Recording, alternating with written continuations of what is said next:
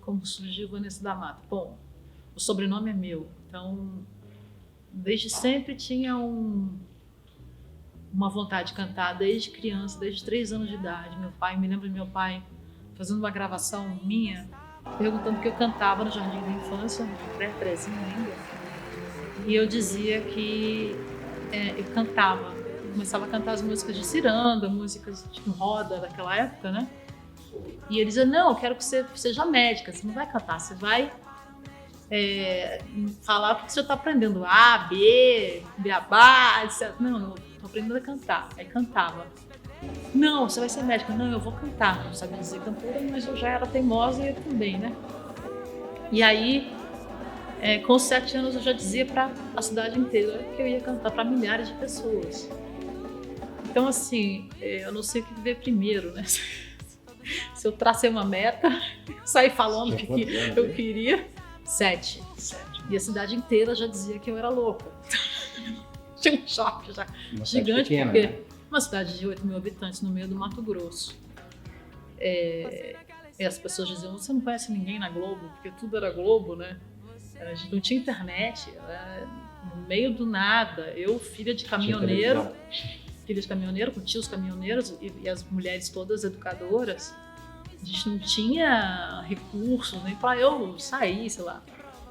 Aí com 14 anos eu saí, dizendo a ele que eu ia ser médica, porque eu aproveitei o mote e fui cantar em Uberlândia.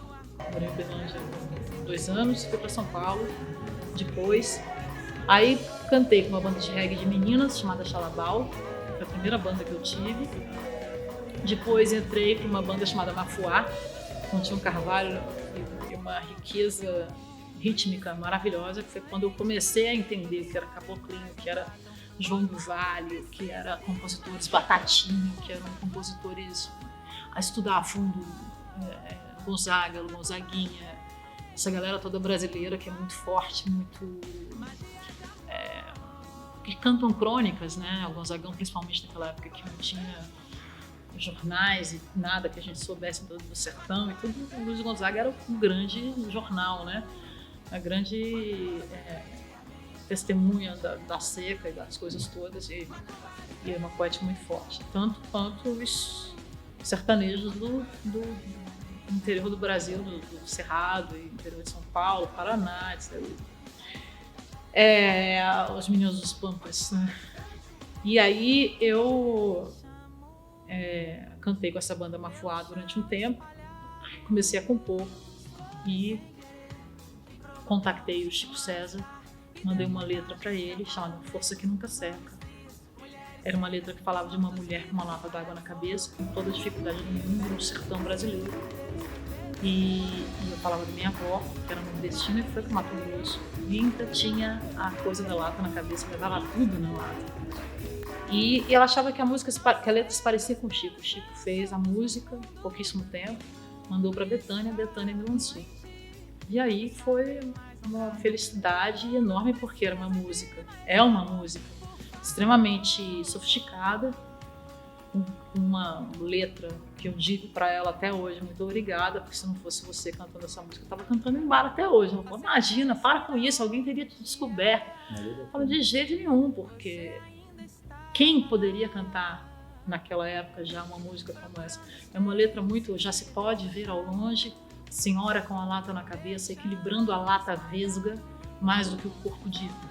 O que faz o equilíbrio cego, a lata não mostra, o corpo que entorta para a lata ficar reta. Para cada braço, uma força, de força não geme uma nota. A lata só cerca, não leva, a água na estrada morta, e a força nunca seca para a água que é tão pouca.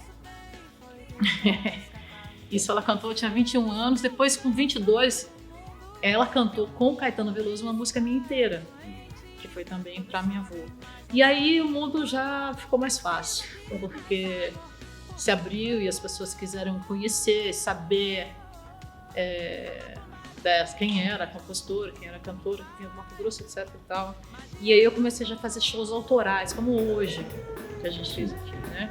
Desse disco, quando deixamos Nossos Beijos na Esquina, sempre foram shows autorais, desde sempre.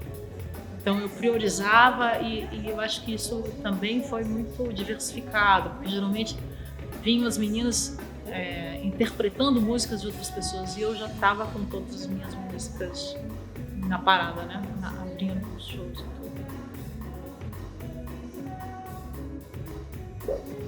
Como é que, aonde veio essa ideia do título?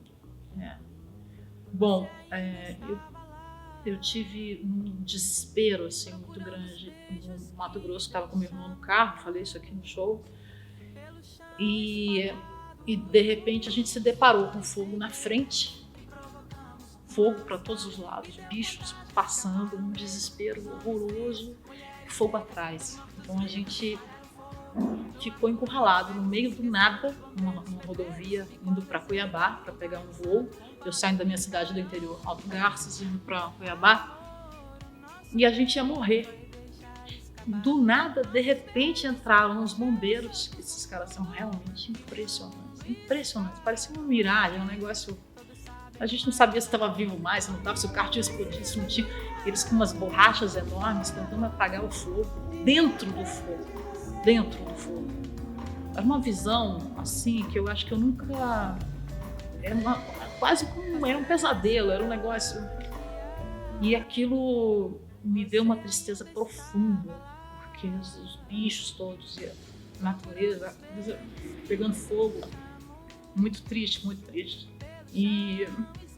E a gente ali vendo aquela coisa, aquele desespero. Eu não estava nem desesperada por mim, mas vendo tudo aquilo, eu fiquei muito triste assim, durante muito tempo. Aí fui pro Rio e por causa desses homens a gente conseguiu passar. Eu fui pro Rio e comecei a fazer esse disco. E tinha um mote que era uma exposição de beijos num momento de muito atrito no Brasil. A gente estava acostumada muito mais a ver briga na rua do que as pessoas se beijando. E quando as pessoas se beijam, as pessoas ficam incomodadas. Quer dizer, são valores completamente... não dá para entender, né? E aí eu comecei a fazer esse disco. Saindo disso, que esses beijos iam sendo espalhados, iam despertando diferentes reações das pessoas. Um casal que não se amava mais, que se odiava, percebendo aquilo, eles viam o seu desamor, se separavam. Um casal que não estava assumido, mas que hoje eu sei, amor, se for por seu carinho, que ela vê aquele amor acontecendo e ela quer, deseja para ela aquilo e para com todas as outras historinhas e assume aquilo. E aí várias outras coisas, essa música Nossa Geração, que fala dessa sujeira e do asséptico, de não querer tocar no outro, e de repente veio a pandemia. Que é a coisa de padronizar frutos, flores e gente. E aí o disco veio, a gente com 6 meses de disco trabalhando, a gente parou, porque não podíamos mais fazer show. E eu fui para o Mato Grosso, fiquei com a minha mãe, com os meus filhos. Foi maravilhoso, porque voltar a ficar com a minha mãe depois de tanto tempo, eu saí com 14 anos, muito cedo, né? Então existia uma carência muito grande em mim. Daí esse disco vendeu quase disco de diamante. Vendeu disco de ouro, disco de platina, quase diamante. mas é muito forte, né? É. Você lia a primeira vez esse filme. E literário também, A né? história que tem por trás. Ele é todo interligado. Começou o futuro da música, sinceramente, eu acho que as coisas estão mudam tanto, de 2 em 2 anos. Eu acho que a gente está começando a ter um pouco mais de NFTs e tudo mais. Eu acho que a música e o músico, o compositor, vai ter um pouco mais chance de reaver seus direitos musicais, porque são muitas empresas multinacionais tomando esses direitos já faz um tempo, e a gente vai começar a ter de novo isso nas nossas mãos. Eu espero que completamente independente mesmo. Quanto a futuro num outro sentido, talvez você esteja falando de diversificar e tudo, eu durante um tempo fiquei muito esperançosa, porque eu achei que com a internet as pessoas fossem ter mais liberdade e uma maneira de aparecer sem precisar da grana.